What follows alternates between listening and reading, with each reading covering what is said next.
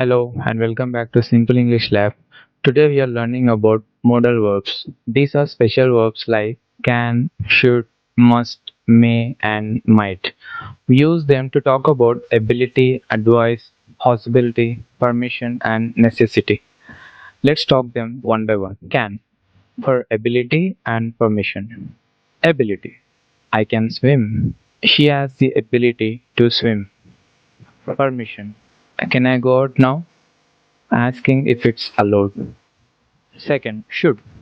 For advice, you should study every day. It's a good idea. You shouldn't eat too much junk food. It's not a good idea. Third, must. A stronger obligation. You must wear a seat belt. It's a rule. You must not talk during the test.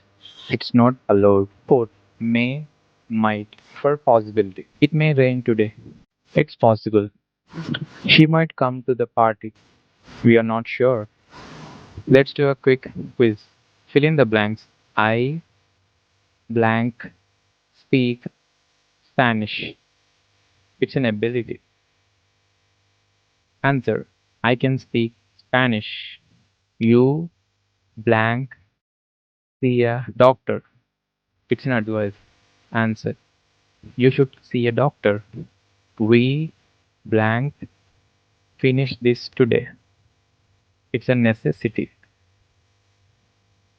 We must finish this today. It blank snow tomorrow. It's possibility. It might snow tomorrow. Fifth, blank I borrow your pen. Permission. Answer. Can I borrow your pen? Great job. Let's review quickly. Can, ability, permission. Should, advice. Must, strong necessity. May, might, possibility.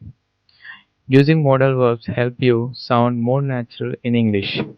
If you found this lesson helpful, don't forget to like, share, and subscribe, and click the bell icon so you never miss a lesson from Simple English Lab. Thanks for watching. See you in the next video.